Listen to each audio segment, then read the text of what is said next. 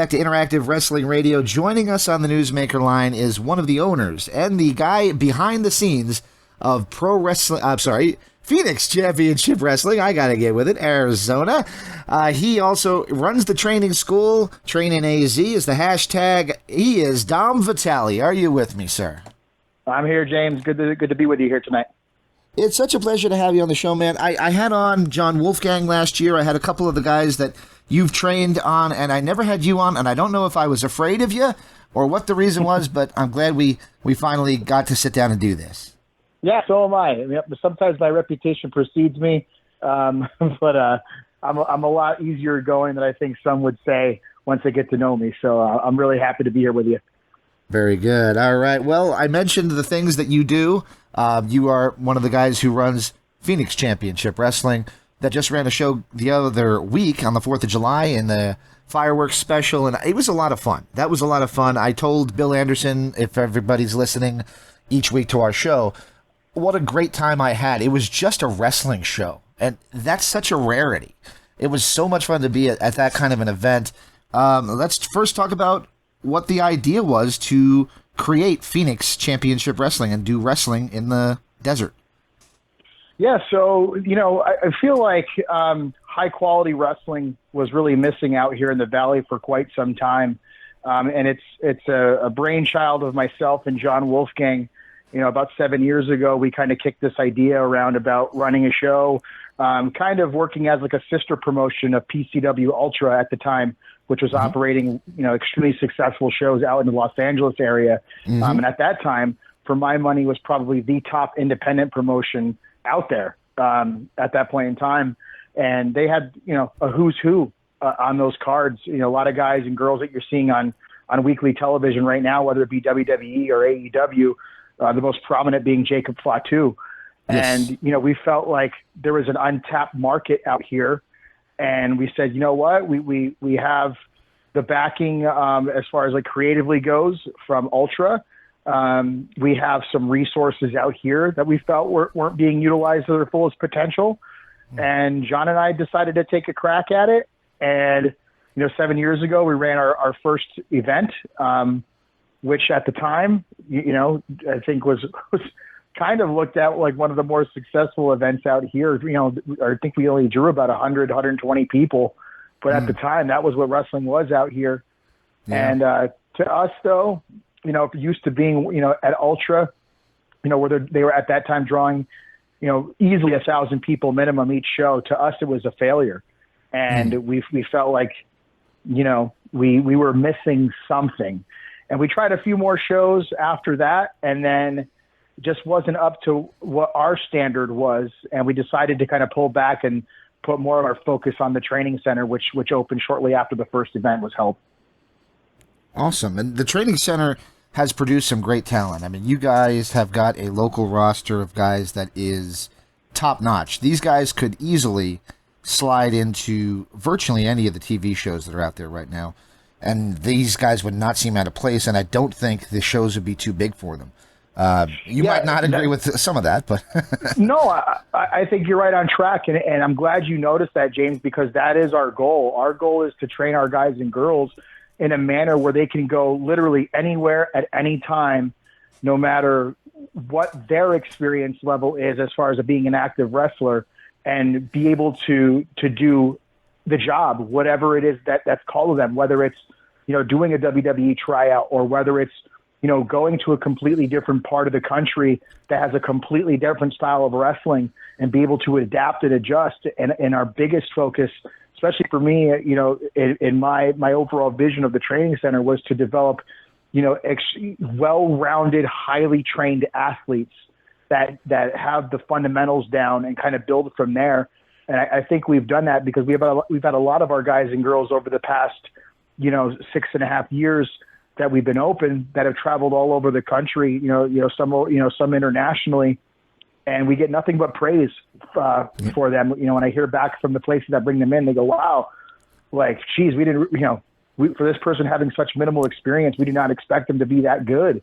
Not taking a shot at us, but like a lot of our guys, I think are much more experienced than they should be for how little time they have in wrestling. like I said, we've been open for 6.5 years, so none of our guys have more than 6 years experience actively wrestling, and we only have a few that are even at that number. And that constant feedback that we get, even from local fans here, when we have guys on the cards for the first time ever, and they pull me aside and go, "Hey, where'd that guy come from?" Thinking that this is a trained wrestler from another state or something like that. I'm like, "No, he's one of our homegrown. This is his first match." They're like, "Wait, what?" Like, to me, that's one of the best compliments we can get.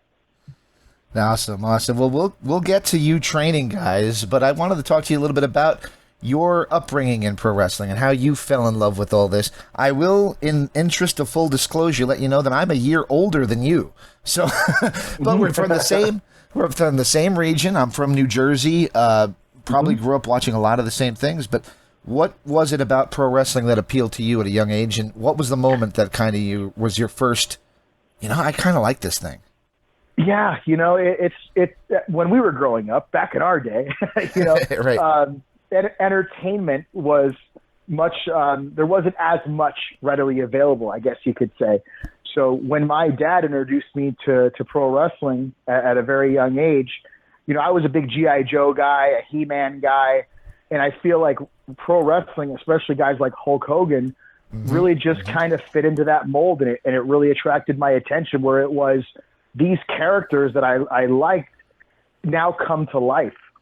And in this live action sequence. And I think that was the biggest thing that really kind of drew me to it. And growing up in the Northeast, for me, it was all WWF. That's all I knew. And my earliest recollection is, Andre the Giant ripping Hulk Hogan's crucifix and shirt off of him on Piper's Pit leading up to WrestleMania 3. That's my Piper makes the call, "You're bleeding." That was like, that was huge. Yeah, and that stuck with me, man. And I was hooked from that point on. And we fast forwarding many, many years later, I was just never the guy that grew out of it. All my friends, a lot of them weren't into it like I was. And then when they would get into it, around the NWO time and Stone Cold, I was like, well, yeah, you guys have been missing out, man. Like, this is the coolest thing ever. And obviously they grew out of it, and I just never did. It's just something I feel like always spoke to me and just always was there. I think that was the biggest thing. For me, wrestling was always there. It's been that constant in my life since that Piper's Pit. And, probably one of the most consistent things in my life for that amount of time. And I think it just, the connection I was able to make as a fan with many of those characters and the buy-in and just leading to some of the greatest memories of my childhood, it had me hooked from day one.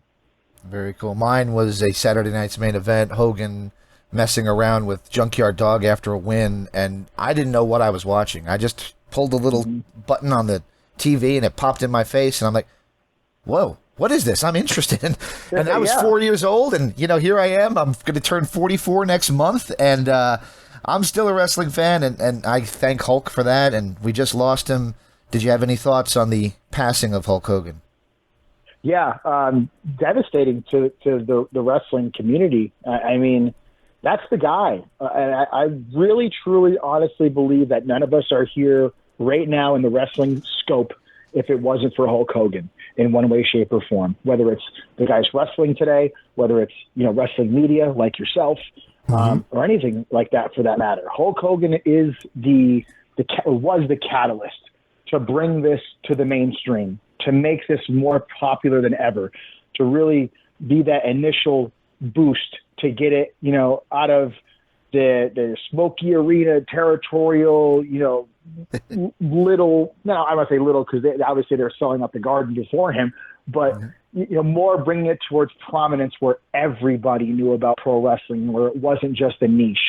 And without a guy like Hulk Hogan putting wrestling, not just the WWF, but putting wrestling on his back and really sacrificing his body and his life for this, I think a lot of people overlook that and don't really, look into really what that guy had to go through in all aspects of his life to give us this gift of pro wrestling that we have today. Absolutely. And one thing you could say about Hulk is that he had the successful run as the babyface in the 80s, which was huge. You could turn on the TV and he was there with Dolly Parton. He's there with Johnny Carson. He's there with Bugs Bunny. He was there with all these kind of things outside of the world of wrestling. But then he also was the biggest heel in the history of wrestling, or at least of the 90s when he turned on Hollywood. I think that there's a lot, as a trainer, you could look at and think, kind of just do what he does, because he pretty much mastered both of the arts. For my money, and I always say this, especially to my students, and some will try to argue my point, and I always beat them because I've been studying this for a long time. Hulk Hogan is the greatest of all time.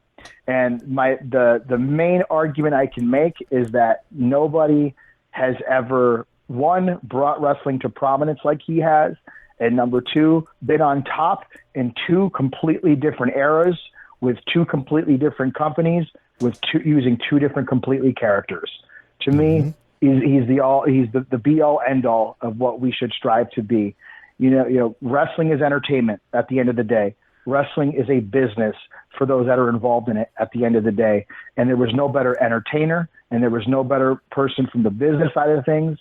And wrestling can be a selfish business at times, and it needs to be. And I don't blame the guy for looking out for himself, especially, in those days where, it was a very cutthroat, backstabbing business. You never knew, who was your friend, who wasn't. And he gets a lot of grief for that, but he's a professional when it comes down. He's a businessman. And I teach my guys and girls at the training center, you have to be business-minded to be successful in this, even to this day. That doesn't mean stepping on people. That doesn't mean treating people poorly. It doesn't mean any of that.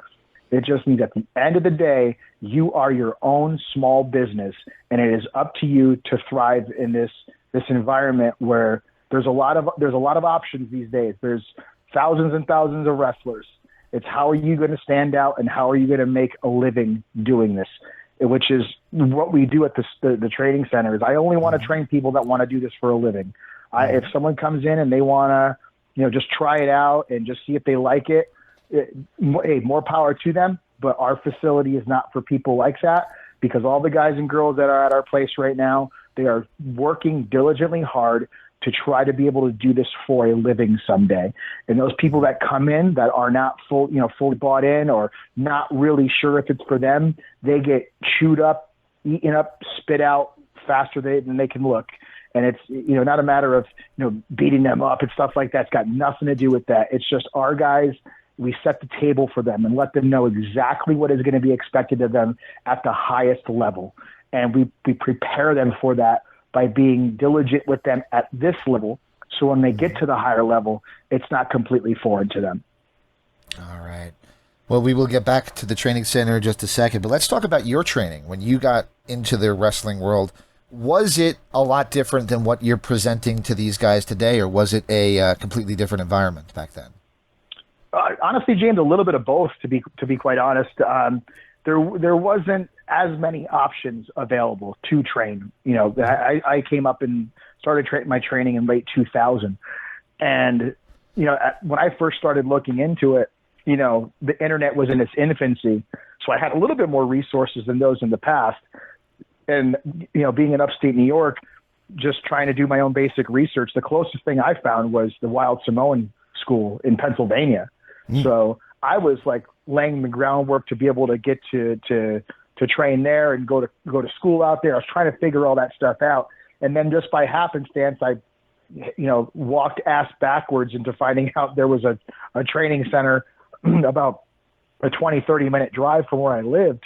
And, long story short, I actually was working with one of the wrestlers at my day job there. And once I found that out, I was like, that's my way in. I got to ask this guy. I got to pester this guy in a professional way so he doesn't think I'm a big mark or a pain in the ass and not give me the time of day.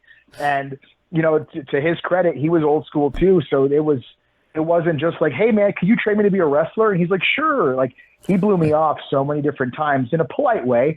He was trying to give me a chance to get out. And I think part of it was him just trying to test me to kind of see if it was something I really, really, truly wanted. And I wouldn't let it go. I wasn't annoying about it, but I would always bring it up and I would always reiterate why I loved wrestling and why I wanted to do it. And eventually kind of broke him down. And he's like, all right, I'll take you down to the school. And, now we have the training center. It's our own building, and we have a curriculum, and we have, code of conduct, and we have structured classes and things like that. And then back then I walked into this building, and it was an old bowling alley. And back in the back corner, the ceiling was popped out, and that's where the ring was, right underneath, so you could go to the top rope if you needed. But the entire rest of the building was all amateur wrestling training. So it was a local guy, a guy owned the building, and he trained collegiate wrestlers, high school wrestlers, potential Olympians, things like that. And he just rented this corner of his building out to the wrestling school. And again, I was just kind of like, what am I walking into here, and get a chance to finally get into the ring. And, I'd say for the first 3 months or so, I was just kind of a tackling dummy. I was kind of that guy they would try shit on and, do things to. And, I really didn't learn anything per se. And again, I think it was a way for them to say, is this kid tough enough? Is he here for the right reason? Is he here just to play wrestler? And then once they found out, I wasn't going anywhere and I was being respectful and I was trying to learn and trying to listen and I was keeping my mouth shut and keeping my ears open, then they started to actually train me the proper way. Awesome. Well, that's really cool. And they say timing is everything. And I think timing is perfect for what you're doing here in Arizona with the growth of everything. But we'll get to that in just a moment. Your timing couldn't have been worse when it came to becoming a wrestler, because just as you're getting in, ECW goes out of business. And then right after that, WCW goes out of business. And there's no place to go. Do you think that you had bad timing, or is that just the way the cookie crumbles? Again, I think it's both. Bad timing on my part for being bored in '81. But that's the business, man. You'll have your ups, you'll have your downs. Business is up, business is down, business is up all around right now. And then, give it 5 or 10 years, it's going to take a dip again. That's just the way it is. And it definitely makes things a lot harder when there aren't places to go. And I remember even being, 7, 8 years into the business, wrestling was still in a down period. And it was tough, man. It was tough to get out and get your name up, make some money. And, myself, my tag partner, Gabriel Gallo, were on the road all the time, just trying to hustle, trying to get our name out there, trying to network, doing everything we could in this era where, crowds weren't like they are now. It was hit or miss. And I've always been a firm believer in just believing in the work more than anything. If you do what you're supposed to do, good things will come to you. And for me, they did, not in the form of being a signed contracted wrestler, but I ended up, sticking to what I believed in and being true to the work. And now I'm in a place where I truly believe, I was meant to be. My strong suit I've come to discover my strong suit is coaching people in a variety of different areas. And now I'm just kind of focusing more so on building the next generation of wrestlers, teaching them, from my own experiences, good, bad, and different, trying to prepare them as best as I can. And of course, they're going to make their own mistakes along the way and discover some things. But if I can help create that path for them to success, that means more to me right now at 43 years old than it did to main event WrestleMania. There you go. And you mentioned Gabriel Gallo. I interviewed him last year, and we talked about his horrific injury last year at you guys played Skyline. But he also said that he loves working alongside you, but sometimes you can be a pain in the ass. What's your thoughts on working with him all these years and also having him as part of the training facility? I love the guy. I hate his guts, but I love him. He's a brother from another mother, but we don't have the same mother. There's just something about him and I when we first met, that when we first really got a chance to work together in a wrestling capacity, not even necessarily in the ring with each other, but once we formulated some type of friendship in this business, it was very clear to both of us right away that we both had the same mentality, the same vision as far as pro wrestling went. And once we got in the ring with each other, I think that even that came about even more so, because the first time we ever had to wrestle one another was on a show here that he was promoting, and the person he was supposed to wrestle, or I was supposed to wrestle, I can't recall, wasn't able to make it. And it was a last minute decision. He's like, hey, we got to wrestle each other. And this was like as one of us was tying our boots, getting ready to go out. Like we didn't have any time to prepare. And we're like, he's like, we got to do like 30 minutes. And I'm like, all right, let's just go do 30 minutes. And we did 30 minutes. And it was one of the most, the funnest matches I've ever had up until that point in my life. And we got back after that and we're like, all right, now we're cooking. Let's go from here. And from there, we just kind of, continue to build our friendship and being on the road together. We formed our team, and we're opposite, but we're the same. It was an interesting dichotomy because Gallo, was more known on this side of the country. I was barely known at all because I had just been starting and then moving out here. And so Gallo being the bigger of the two of us, he looked like a wrestler at the time. I didn't. And I still have my baby fat on me, and so as a tag team, it's always tougher to get booked places, when they have to pay for two guys instead of one. But Gallo would get us in the door with what he looked like for the most part, or from the networking he had done throughout his career up until that point. He'd get us in the door, and then I always say, like, it was my job to keep us there and get us back. Because he'll be the first to tell you he doesn't have good people skills. So, we would get someplace and I would kind of, I don't want to say smooth talk like I was trying to take advantage of anybody, but I would show them that, we're professional and, we can do business, whatever is needed, and we'll give them a good match. And, more times than not, we were always asked to come back places. And that was our dynamic, just hitting the road. There was a point in time where Gallo and I being based out here in Phoenix, we didn't wrestle in the state of Arizona for a good 6 to 7 year stretch. And we made a name for ourselves outside of this state. And I can't recall anyone else that's done that. Up until, especially it's going to be extra tough, maybe not as tough these days, but there's so many more options these days. And back then there was a handful. There were, not many. Yeah, not many of quality. And that's what we would tell ourselves. We'd be like, you know what? Let's bet on ourselves. Let's not get stuck in this small pond here like everyone else is doing. Yeah. Let's go bet on ourselves, take ourselves out there, and try to make a name for ourselves. And I think we did just that. When did you move out here? What year did you come out to Arizona? I moved out to Arizona in 2007. Okay. And I started my wrestling out here in late 2009. So when I had moved out here, shortly before, I had injured my back pretty bad. And I don't know if it was from wrestling or my day job or maybe a combination of both. But there was, the back surgery was that phrase was thrown out there by physicians. And I was like, absolutely not. And I just decided to take some time off and kind of see if that would help things heal. And at that time I made a decision to move from New York to Arizona, and made the move out here, was getting my life situated, get my footing out here, and decided to turn my life around and get sober. And then after, when I had my footing in my sobriety, I said, okay, I need to do something that I love. And I've always loved wrestling, and I always knew I didn't get the most out of it. I'm feeling good now, mentally, physically.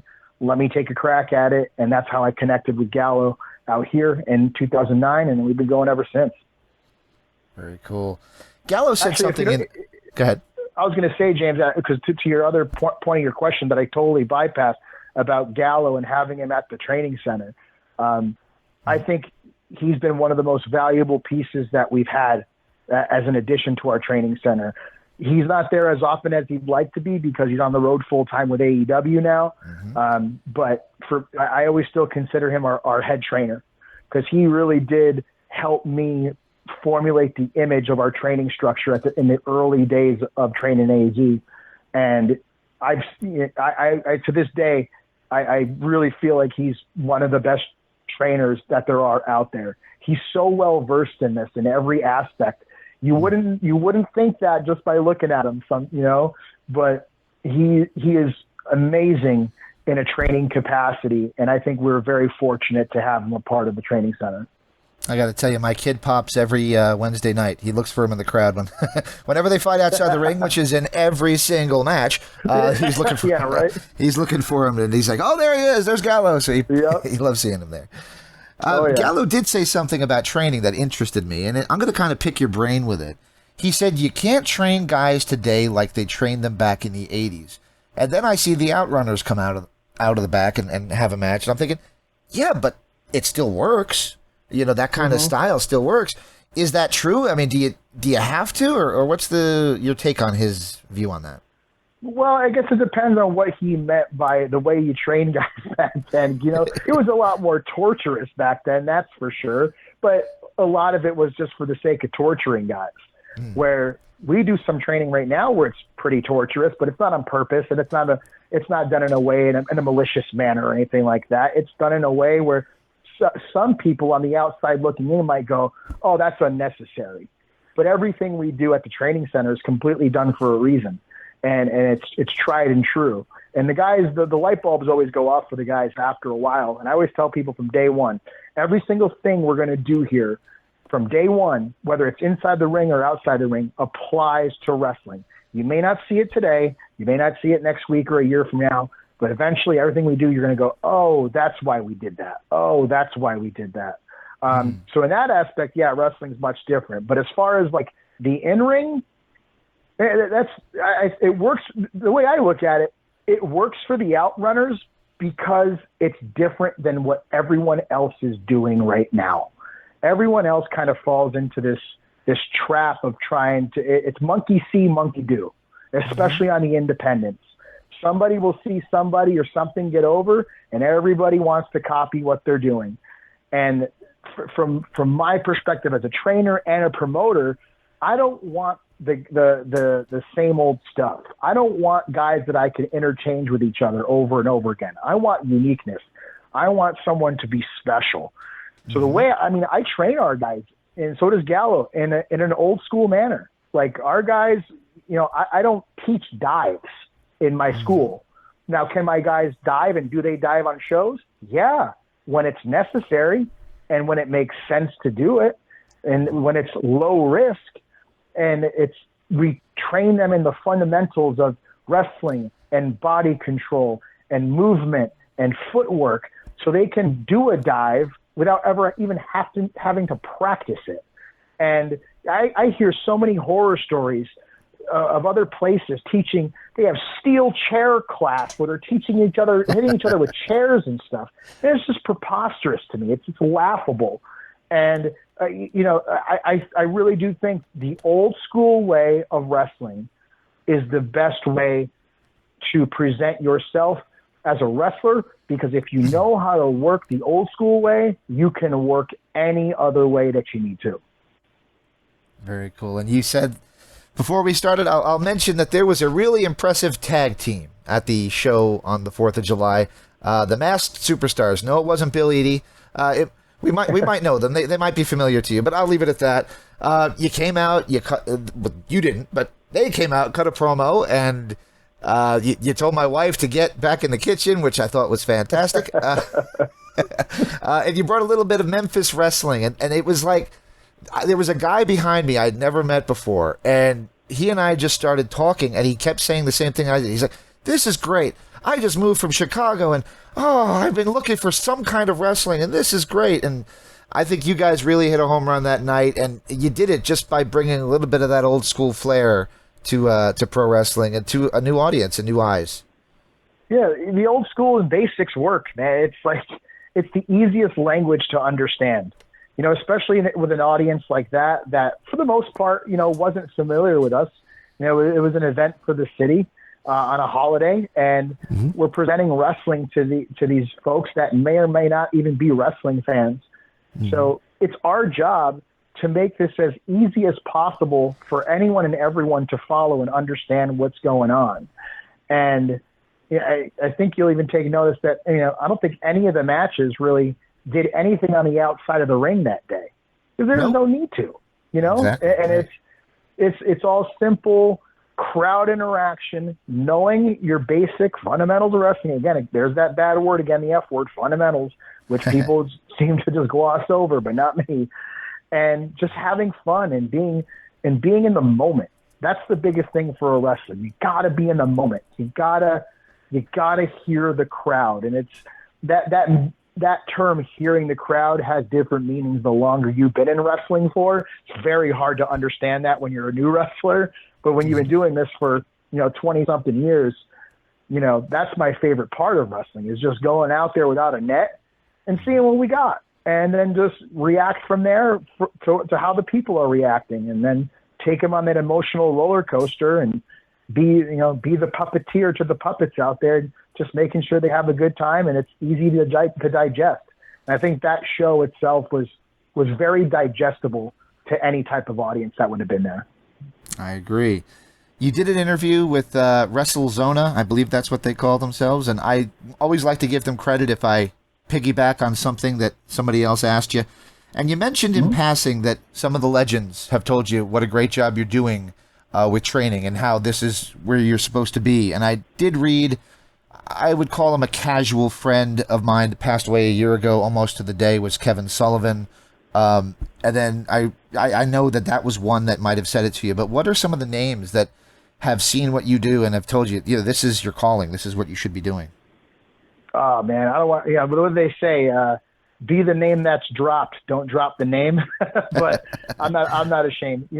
I've been very, very blessed to have crossed paths with some of the folks that I just grew up admiring. Kevin being one of them.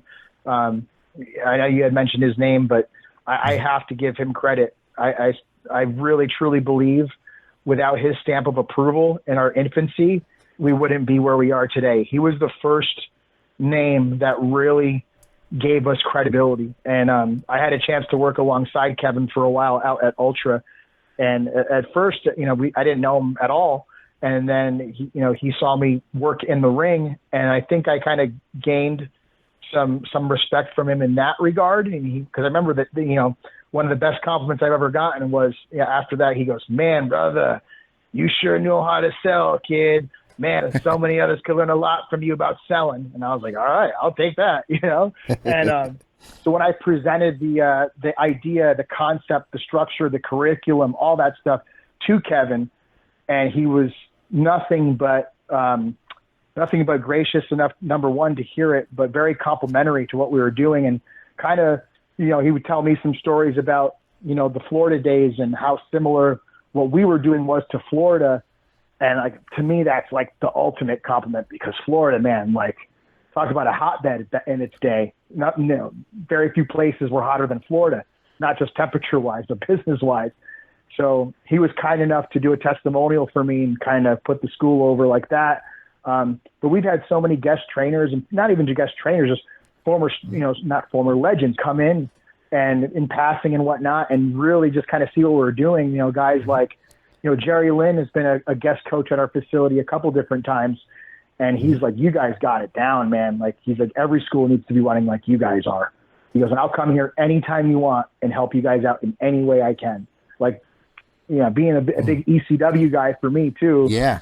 That's phenomenal. And, to be able to formulate a friendship with Jerry from the wrestling school now is amazing. Guys like Jerry Lynn, Val Venus is another one who's come down and just, dude, he's like, it reminds me of other, the places I've been and seen. He's like, this is the right way, man.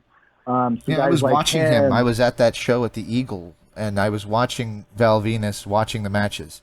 And I'm just watching him nodding and smiling along, and I'm thinking, yeah, this is pretty cool. I'm watching the guy literally kind of scouting right in front of me, and that was really neat. But it was a neat experience to kind of be sitting 5 feet away from him while he's doing that. But there you go. Yeah, I mean, guys like him, Ricardo Rodriguez has come down and held a seminar with our guys, and again, take him through the structure. And he's like, yeah, it's very similar to what I'm doing out in Pennsylvania. And he's got a great school out there in Pennsylvania, Three Legacies. And again, that's another huge compliment. And Joseph Samael, the Almighty Sheik, who you just mentioned his name. Ever since you mentioned PCW Ultra, I've been trying to think of Joseph Samael since you said it, because I know it's not said Samuel, and I didn't want to make an ass of myself. So thank you for cluing that in, because I was going to Google it after we hung up. So thank you for that. No, and he's a guy that I've known for going on 15 years now, and I've learned so much from him in the ring and outside of it. He's one of the guys that really took me under his wing to learn the booking side of wrestling, the promoting side of wrestling. And to me, I mean, he learned from Kevin Sullivan. He learned a little bit from Dusty. Those guys learned from, Eddie Graham. to me, that's a good lineage to be a part of. So I'm going to listen to that guy. And I have listened to. I still call him to this day, asking him for advice on certain things. I appreciate the time that he gives me. But him, like, I think he's one of our biggest cheerleaders out there. Like, he'll text me or call me constantly, like, you guys got it figured out, man. He's like, you guys are doing it all the right way. It's old school. He's like, that's the way it needs to be. And people don't get that. Like, really, like, old school works if you just do it. Everyone's just you just got to tweak it a little bit. And so many people are afraid of the old school word, but it's tried and true. It works. So yeah, I mean, we've had Two Cold Scorpios, another guy that came through and was like, I'm really impressed with what you guys are doing here. He's like, this place is phenomenal. And I'm sure there's others, and I know there's others, but those are just some of the few that kind of, I'm most proud of. Very cool. And you've got some guys that I've watched. I've only been to 3 shows now. I'm planning on being at this Skyline because it's like 2 minutes down the road for me. So I'm planning on being there. But you got some guys that, like I said, are ready made for TV, and 2 of them that come to mind are Class, who, when I was talking to that guy at the 4th of July show, I said, you got to see this guy. He's like Shane Douglas had a kid. And I said, and then there's Devin Reno, who was at that show, and I think he is just phenomenal. Yeah. Do you think those are 2 guys that have everything that they need to make it to the next level? I do 100%. Those are 2 of our top dogs, and I don't think that goes unnoticed by everybody. But the reason that they are in the position that they are, the reason that they stand out to someone like yourself or other people that are just seeing them maybe for the first time is they're truly students of the game, James. They really are. And I don't mean that like, oh, they study old school wrestling. Like, yeah, that's part of it, but they live and breathe this. They take the time to invest in themselves, to take their body serious. They understand that they're a commodity and they're trying to sell themselves to a bigger stage. So they're taking risks on themselves. They're very analytical about what they do. They're very strategic about what they do. They're both very intelligent, which really, really helps in this business, because I'll give you a short story. I met Class years and years ago, actually before the training center was even opened. I met him at a previous training center, and I was teaching a class that he would frequent. And I started taking him on the road with me and, getting to know him. I found out at the time he was in college, just kind of in his last year or two, to become a clinical psychologist. And I'm like, whoa, wait a second. I go, you're like really, truly smart. I go, what are you doing here? You shouldn't be doing this. And, we got to talking, and he really does love pro wrestling, and I totally get it. And I told him, I go, Class, you have to understand, you may not get this today, but you'll understand it someday. You are going to be surrounded by some of the dumbest people you will ever encounter in your life. And I go, and I don't mean the fans. I mean people in the locker rooms. You have to understand that. And lo and behold, I think it was like 2 or 3 years later, we were just chit-chatting, and he goes, hey, remember that story you told me about how, like, I got to understand I'm going to be like the smartest people. There's a lot of dumb people. I go, yeah. He goes, man, you were right. He goes, people are so dumb in this business. And they are, because there's just no barrier to entry, James. Anyone can say they're a wrestler and end up in a locker room. Not my locker room, that's for damn sure. Because I do have a vetting process and a weeding out process. I'm very selective about who I let in my school and who I let in my locker room. And in Class and Devin, those 2 guys are highly intelligent, logical, hardworking individuals, and they are definitely the standouts. And the future is definitely bright for them. I'm super excited to see where this wrestling journey takes them, and I have nothing but the utmost confidence that we will be seeing them on national television sooner rather than later. Very good. And you also train the girls. You have Zamaya, who is certainly got a unique look. A lot of people really gravitate to her with the look, but there's also a worker behind that too. I mean, is it difficult to train for the women? Because 25 years ago, when I moved out here to Arizona, that's when I moved out in 2000 and all that, and you got into the business, women didn't have the same standing in wrestling that they do now. Yeah, there's a lot bigger of a spotlight on women these days, which I think is great. But it depends what you're looking for and where you are and what you want to do. Like for me, I train the girls the same way I train the guys. There is no easy way for the girls. They don't get special treatment because they're ladies. Like they are expected to be as physical as the guys. Zamaya is an anomaly. She came in with a high school wrestling background, and this girl from day one she's tougher than most of the guys we have in our school. I'll be quite honest with you. And she likes the punishment. Like when she first started, we had to tell her to stop smiling when she was getting beat up. Like, she just enjoyed it that much. And another one that she is far too good for how young she is in the business. She just turned 24 years old. She's been active, I think, for maybe 2 years now, maybe 2 or 3 years. And the opportunities that she's had come her way, all because of her ability, absolutely. But to see how far she's come in that short amount of time makes me extremely excited to see where she's going to be 5, 6, 7 years down the line, because she's good now. She's only going to get better over time. And that's a hurdle you got to get over with a lot of young wrestlers, because 2025, we're on the fast forward button. Everybody wants more and more and more now, where there's a lot more opportunities available early on in your career now than there was, 15, 20 years ago. Like the fact, some of these kids are getting flown out 2, 3 years in, which is unheard of 20 years ago, unheard of.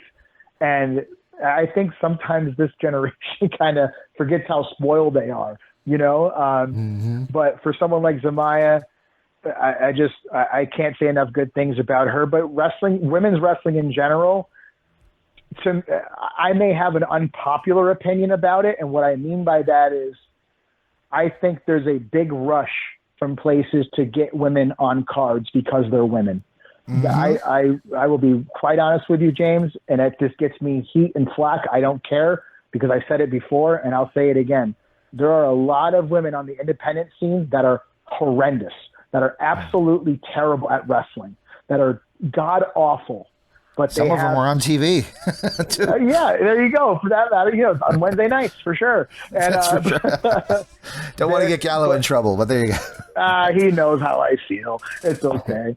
But and it's a matter like I think young wrestlers, women in particular, both men and women in particular, they listen more to the fans' positive feedback than the negative feedback from trusted people that they should. And it's detrimental to their career. I get asked by fans all the time, oh, you should put this girl on your show. You should put this girl on your show, this one. And I look at their stuff and I go, I wouldn't want that person anywhere near my show yet. They're not developed. They're not actually good at this. Their fundamentals are terrible. They're dangerous. They're unathletic. And someone's pushing them out there too soon just because, and it's not doing anyone any favors. And then when you have a girl like Zamaya go out there and have to wrestle alongside these girls, she's pulling all their weight, and it's extra work for her to do to make sure they both leave that match in one piece. And to me, it's just counterproductive to women's wrestling in general. Don't get me wrong, James. There's a lot of girls on the indies right now that are phenomenal, that are really, really good. But there's even more girls out there that are absolutely god-awful, make me sick to watch. And that's a problem. You have time for a few more questions? I got time for as many questions as you got, my friend. All right, I don't want to keep you too long. So, like I mentioned, I think I made this point clear. I grew up in New Jersey. Dennis Carluzzo ran shows every freaking weekend. I could go down the shore, and he would have a show there. He was everywhere. And it was like, I must have seen 10 matches between Jimmy Snuka and the Metal Maniac, but that's how he ran shows. He had one guy that he could put on the poster, and then the rest of them were local talent. And some of those local talents ended up being something, like Devin Storm, for example, and guys like that, but some didn't. Some didn't as well. Your shows are almost entirely your guys. There's no, clickbait. There's no, come see the guys you used to watch on TV. It is your new guys. Is that a harder sell to make the people come in and see the show, or is it working? Yes and no. No, well, number one, great call back to the Metal Maniac, by the way. I remember that guy. Great. I love that. What a deep cut that is. There you go. Props to you. It is a harder sell, but it's not. It's not a hard sell because our homegrown guys are legitimate. They're good. And all I need, James, is to get a fan in the door one time. Get them through the door once, and I guarantee I'll hook them. And the way we hook them is with clear and concise basic storytelling, but even more so, the in-ring product. You'll never have fans come to my show and watch the in-ring product and laugh at it. Mm-hmm. Laugh at it being like the pity laugh, like, oh, they're playing wrestling. Mm-hmm. Our guys are so well refined that people go, oh, this is the real wrestling.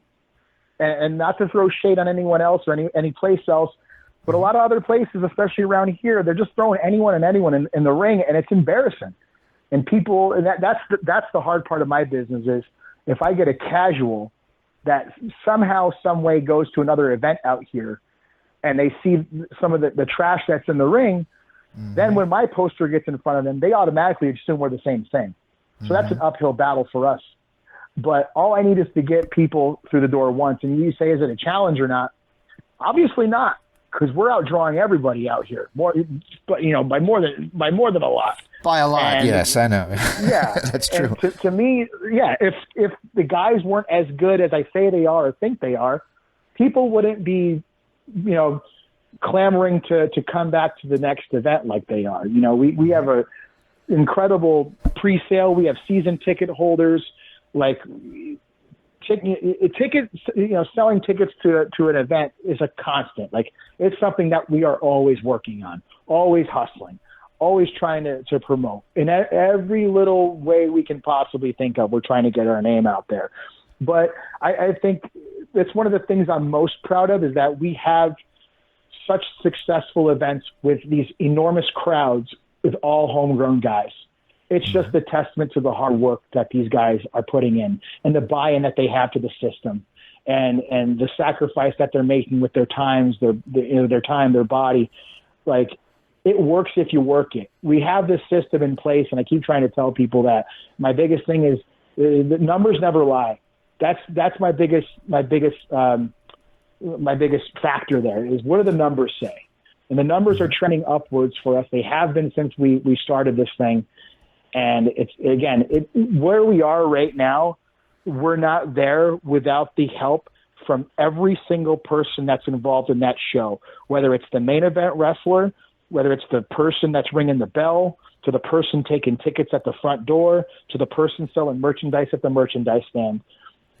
Our objective is to make it an all-around enjoyable experience for a wrestling fan and for it to be professionally done. So when they come in the door, everything is organized, everything is where it needs to be, everybody's professional, and they come in and go, oh, wow, this is like WWE on a smaller scale. That's all I could ask for, and I think we're checking all those boxes right now because we have a tremendous team in place at the training center, which carries over to those Phoenix Championship Wrestling events, and everyone is bought into the message, is bought into the plan, and everyone is invested, in it fully. And I think that's a huge factor why we're so successful right now. Absolutely. I have a anecdote that'll lead to my next question. My son has a shadow box.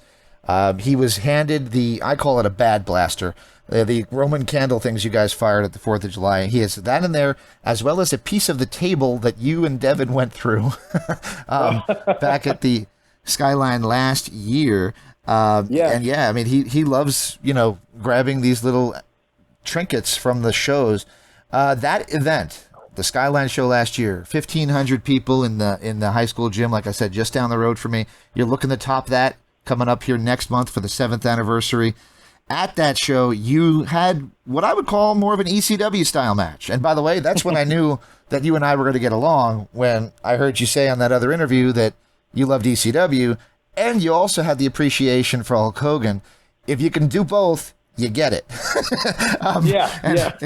A lot of people, if you like ECW, I hate Hulk Hogan. But why? Why do you hate Hulk Hogan? Then that's an argument we can have another day. But do you like doing that style of wrestling? And was it important for Reno to work that kind of style?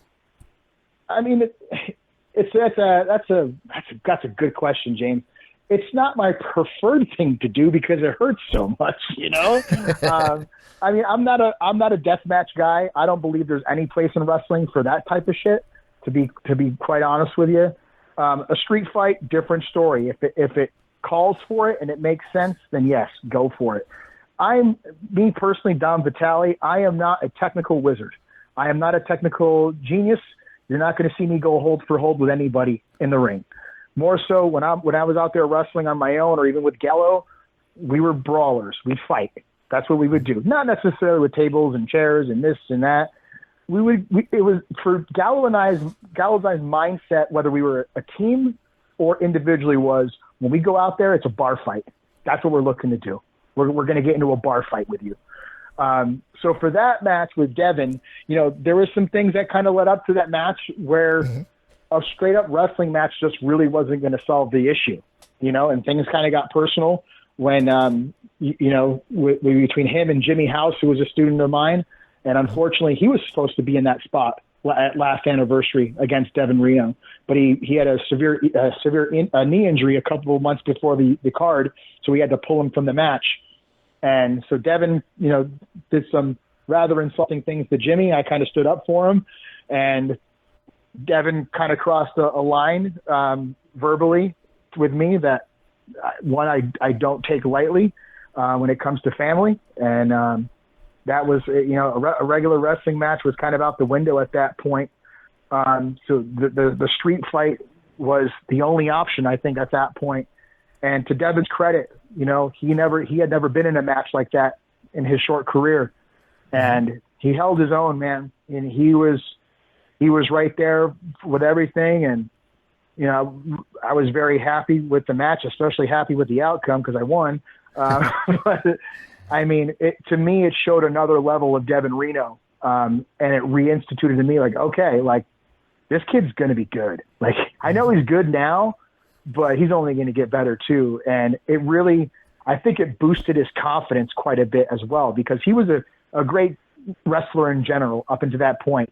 That was a challenge for him to be able to do that type of match, and he flourished in that environment. And I think that was like another spark for him where he started to think, I can do this. And I can do this with the best of them. Not that I'm the best or anything like that, but he can accept any challenge that comes his way and know he can deliver. And he delivered, you know, tenfold at last anniversary. And I think that match, you know, sent the people home happy for sure. Absolutely. I'm going to give you a quote. Jim Cornette just reviewed SummerSlam, and it's interesting to hear his take on things. I don't always agree. I probably agree about 90% of the time, but I don't always agree. This one was an interesting. Yep. This one would be a interesting question to ask an actual trainer. He says every match involved furniture. Every match was a hardcore match. Every match was no disqualification. I believe the exact words were, why the hell do they even have them trained to be wrestlers? They should just send them to Hollywood and teach them to fall off high things. What do you think when you hear a legend like Jim Cornette say that about, you know, one of the top 4 tentpole events of the wrestling year? Well, I actually heard that same part of his show a couple of days ago, so I know exactly what you're talking to. I'm a listener, so and I'm with you. I agree with most of what he says. Every now and then I'm like, I don't know about that one. But I think he's right in theory. I really do, because it's like, okay, I'm gonna body slam you. Okay, well, if you're gonna body slam me, then I'm gonna hit you with a baseball bat. Okay, if you hit me with a baseball bat, I'm gonna set you on fire. Well, if you set me on fire, I'm gonna shoot you with a gun. It's like, where is there to go? There's got to be a line somewhere. But I think more than anything, when there's cards like that are just a whole bunch of, I'm just going to use the term garbage just for the sake of it. I don't mean it was garbage, but you know, I'm talking about weapons and this and that and every, you know, all these toys they play with. It makes it harder for the rest of the card to perform. Like, I'm a firm believer in like building the card. Like, I think there's a spot. Everyone has a role on a card to build for the betterment of the card as a whole. So I'm old school. Like, if you're going to the outside of the ring in the first match of the card on my show, you're gonna hear from me about it. But again, like, my guys know, don't do that on Dom's show, or else you're not going to be on the show. You know, like I literally have something posted in our locker room that says, "Do not slap your leg on my show." And I will not use people if they do that. It's something that irks me. But as far, I don't think it's necessary to have all those fireworks all throughout the entire show. But on the flip side of things, who the hell am I?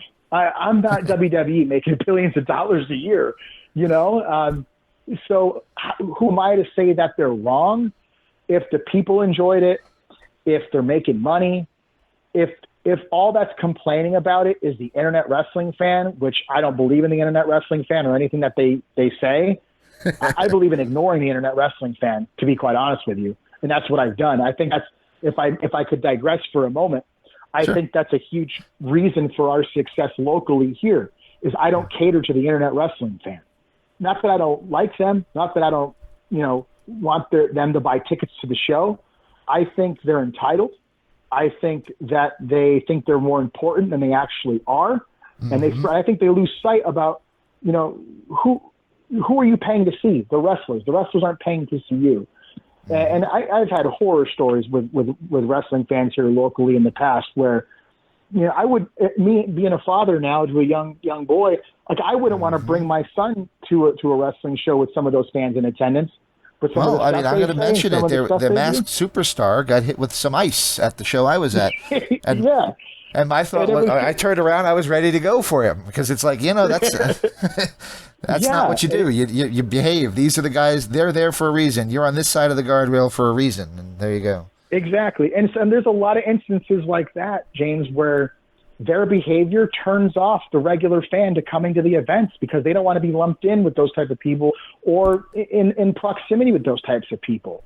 So we literally cater to the everyday regular person that may want to come watch wrestling. The vast majority of our fan base, they don't follow pro wrestling regularly. They're not watching Raw on Netflix and SmackDown every Friday and AEW. Like a lot of them don't even know what AEW is. Like most of them only maybe know who John Cena and Roman Reigns are, possibly. Like they're just regular people that are there to be entertained and have fun in a family-friendly environment. And that's where I think we thrive as well. I think we do that better than anyone else out here. And so, again, I don't believe in because you're never going to please the internet wrestling fan. You're never going to please them. They're always going to be upset about something. So I don't even listen to them. I don't even bother. Like I upset them about something last summer, and they told me your promotion's going to die and you're a piece of garbage and blah, blah, blah, blah, blah. And then lo and behold, we had two of our biggest selling events we ever had right after they said all that stuff. So what they say doesn't mean anything, and that's why I was like, you know what? Say whatever you want. I don't care. Do you think there's a level of just being a negative prick makes you sound like you're intelligent? So they just act like that all the time instead of actually having an opinion or actually analyzing what they're seeing in front of them? I think the negative aspect just makes them feel louder. I think that's what it is. They feel heard, but they're only being heard by their own echo chamber. That's the part they don't realize. All of us that live outside the echo chamber, it's like, well, our lives are going to go on. We're gonna just keep doing the right thing and keep doing us. Live and let live is that's the way I look at things. Live and let live, man. You do your thing, I'll do my thing. As long as you're not hurting anybody, as long as I'm not hurting anybody, that's all that matters. All right, last three questions for you. Kind of a simple one. What's more fun, being a heel or a babyface? For me, it's more fun to be a heel. I mean, a lot of people would say I'm a jerk as it is, but I think in everyday regular life, I'm a nice guy. So I just think when the red light's on for me, it's just way easier for me to be a bad guy. And I think part of that's just growing up as a wrestling fan. Like the guys I looked up to were like guys like Shane Douglas. Like that's my dude. Like that was the guy. Like Hogan got me into wrestling. Shane Douglas made me want to become a wrestler. There was just something about 96, 97 Shane Douglas where I was like, that dude's a killer. I love him. And I hate when people say, I despise when people say, oh, he was only over because he swore a lot. I hate that. That drives me crazy. He would have been over if he didn't swear. I think the swearing was genuine. That was like the frustration coming out in him. But there was no better promo in wrestling in 97, 98 than Shane Douglas. Yeah, cocky heel, pretty girl on his arm. I mean, there's nothing better. It was, and if you really want to strip it down, and you might not want to agree because of obviously who's in charge now, but there's obviously a lot of things that Triple H did a couple years later that were very reminiscent of what Shane Douglas did a couple years before. Yeah, I think it's hard to deny that. I really do. And Shane just, again, timing was great for Shane. Right place, right time. He was the right guy for that role. I think in a weird, dark kind of perspective, him breaking Pitbull #1's neck for real. I just had Pitbull on 3 months ago. Yeah, I just had him on, and that was a great interview. That kind of catapulted him, and it was an unfortunate event. The actual what happened, but I think that really kind of strapped the rocket to Shane Douglas to make him even a bigger heel. So like it was guys like that I just grabbed. Like he was the main one. I was just like, I want to be like that guy. So I kind of patterned myself vocally after trying to learn how to cut a promo like Shane Douglas. If I can get people to hate me from what I say, the rest is a cakewalk. I made a pretty decent living off of wrestling for 20 years, mostly based off of talking more than my in-ring ability. Very good. I would have said Jerry Lawler based on the last month, but no, now that you say it's Shane Douglas, I can hear. So there you go. Hey, I'm inspired by every generation, every different style. Jerry Lawler being one of them, for sure. All right. So I'm friendly with Greg DeMarco, who runs another promotion that your partner is partners with the guy who runs that too, which is Navajo Warrior, who's retiring. Mm-hmm. He speaks nothing but good things about you. Yeah. I could tell that he runs a quality show, and I have zero problem reaching my neck out for IZW, just like I do when you guys ask me to for PCW. Mm-hmm. Is there a camaraderie between the promotions, or is it kind of a case-by-case basis for the local area? It's the local area is kind of strange. I like Greg a lot. To be quite, Greg officiated my wedding, to be honest with you. So, oh wow! There you go. Yeah. My wife works for Greg. I like Greg. I think Greg's done a lot of hard work to get IZW to where it is now, to where it was. It was gone for but 10 plus years or so, and he kind of resurrected it with Nav, and it was from what I understand, it was Greg's idea to kind of keep the IV in it and keep it going. And he loves this business. He really does. Mm-hmm. And I think him and I are the same in that regard, but I think we're also different where I'm not afraid to like hurt people's feelings. I think he is. But maybe that makes him a better man than I don't know. But, so Greg and I's philosophy on wrestling is similar, but it's also different. What works for him is working for him, and I'm super happy for him, and I'm proud of him and what he's done with IZW. What works for me, works for me. But if Greg ever needs anything from me, he knows he can always reach out to me, and I'm more than willing to help him out in any way that I can. Him and I have a good relationship in that regard. I want nothing but good for him to come about and keep continuing to thrive, because, hey, the way I look at it, IZW is the next closest thing to PCW out here in Arizona, from my perspective. And if Greg and IZW start getting better and better and drawing more and more people, for me, I like that. I like competition. I like people nipping at my heels. It makes me better. It just makes me want hungrier. So if he's going to get better and his stuff's going to improve, that tells me, I better start working a little bit harder. I better start tightening the bolts here. Someone's playing catch up. And that's the same philosophy we have at the training center. It's, our guys will help anyone within that school at any skill level. So if a more experienced guy is helping out a guy that's a little bit, less experienced than him, and he's improving, they're like, all right, yeah, he's getting it. But then they're like, oh shit, I better get my stuff straight because this guy's going to take my spot. So it's like that steel sharpens steel mentality. And I think the same, again, for Greg, he's got a pretty big show, a couple shows coming up here, especially with Nav kind of on his retirement tour here. But does anybody ever really retire from wrestling, Nav? No, he would say it's a retirement tour officially. Yeah. So, awesome, but yeah, man, I mean, I think IZW is the next best alternative to anything out here in Arizona by far, and it's not even close. Very cool. And like I said, I don't put my name on anything that I don't believe in. If I think that something stinks, I'm not going to go out there and put out press releases and interview guys and right. Oh, go show up, and then they show up and it's like, oh, this guy's a liar. So exactly, yeah. Yeah, I don't want to do that. Same.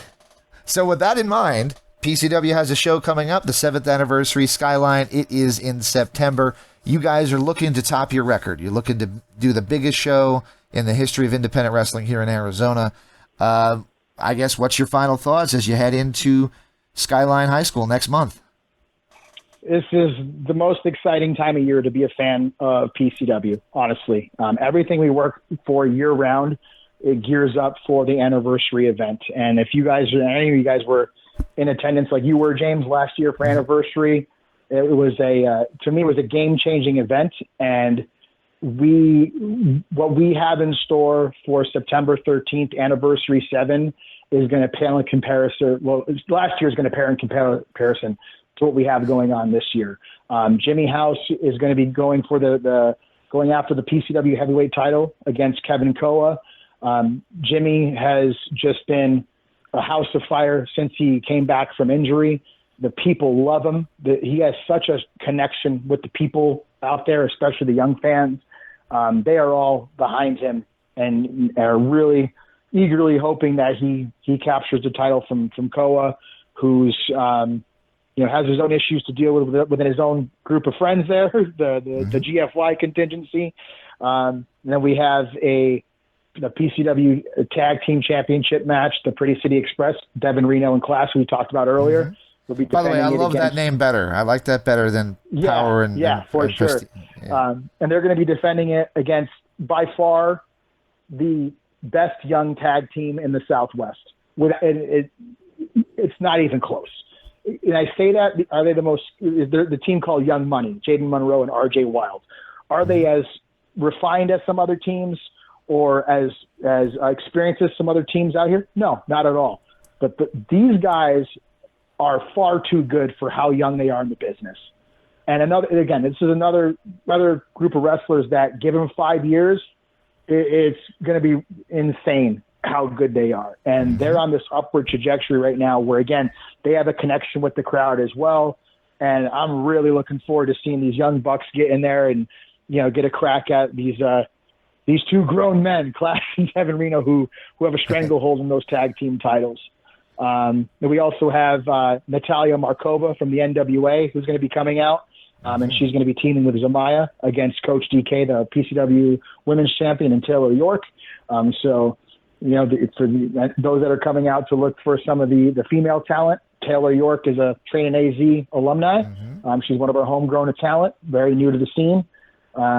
Very good. Coach She DK wrestled Zamaya last month. Yeah. Very, very good. Yes. Yeah. So we have a stacked card. There's many more matches to be announced here soon, but the goal is to put 2,000 people in that gym. We did 1,600 last year. I don't see why we can't do 2,000. The response has been tremendous, and we're proud to be partnering with Skyline High School, and some of the proceeds are going to be benefiting the wrestling team there. So it's for a good cause as well. Part of those ticket sales go to the kids, and that's what one thing we always want to do. We take pride in is giving back to our community, especially Mesa, which we're based out of. It's a must-see event, can't miss. And this is the one that everyone should be at if they really want to get a proper glimpse into what PCW and Training AZ are all about. I can't wait to be there. I will be there as a Mesa guy from the Northeast originally. I think we have a lot in common. I appreciate you taking this much time. I didn't tell you that it would go this long, but again, thank you for hanging with me and talking wrestling for this long with me, and I will definitely put my neck out there to make sure this gets out there. And this is Interactive Wrestling Radio. Interactive Wrestling Radio. Interactive Wrestling Radio. Interactive Wrestling Radio. Interactive Wrestling Radio. Interactive Wrestling Radio. Interactive Wrestling Radio.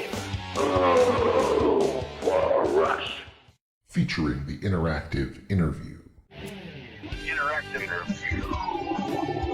Interactive interview. Interactive interview. Interactive interview. Interactive interview. Interactive interview. Oh, yeah. Formerly The Blaze. The Blaze. The Blaze. The Blaze. The Blaze. The Blaze. The Blaze. The Blaze. The Blaze. The Blaze. The Blaze rock. Yo, Maniacs, so what you gonna do when the Blaze of Mania runs wild on you? On WrestlingEpicenter.com. Wrestling Epicenter. Wrestling Epicenter. Wrestling Epicenter. Wrestling Epicenter. Wrestling Epicenter. The Wrestling Epicenter. Don't get off. And now we shamelessly name drop from our history. The Wrestling Epicenter would like to apologize for the following. All right, everybody. Viva la raza. Viva la raza. Hey, y'all. Hello, ladies. Hey, guys. We had a lovely conversation. First lady. Absolutely. Oh, look at me. She's so kooky. Be there. Where else? Interactive Wrestling Radio. Wrestling Epicenter. Oh, my God. You win. Love being interactive. Whoa. I was not shooting. Yeah, I almost missed my fan. Breaking neck. I got 2 words for you. I've heard a lot about you guys. Let's go. I see my language getting over the shot. Don't be a no. Into the many. No nerves. That was great. It's going to be cool. What it's all about. The purest point of view. The living legend. Champion. Arrogant. You're listening to me. Instead of statement, I'm talking to you. Charisma. So lonely without you. Yeah. In the land of extreme. Testify. Nevermore. Interactive. Interview. I'm not just the best. Interactive. Interview with a plastic You head. earned the right. Nobody. You better keep listening. Thank you very much. Controversy creates cash. Professional Made wrestling. in the USA, baby. Memphis wrestling. The guy on fire. We were sexy. What a show. One and only. Interactive Wrestling Radio. Wrestling Epicenter. Interactive interview. We took care of the business. This isn't ballet. We are huge with this whole. You're where it's at. You better recognize who's the best. Make sure to tune in each and every week. I'll come out of your computer. Knock down your door and turn it on for you. Or else I'm going to kick your stinking teeth in. And that's the bottom line. Have a nice day. Don't forget to like and subscribe.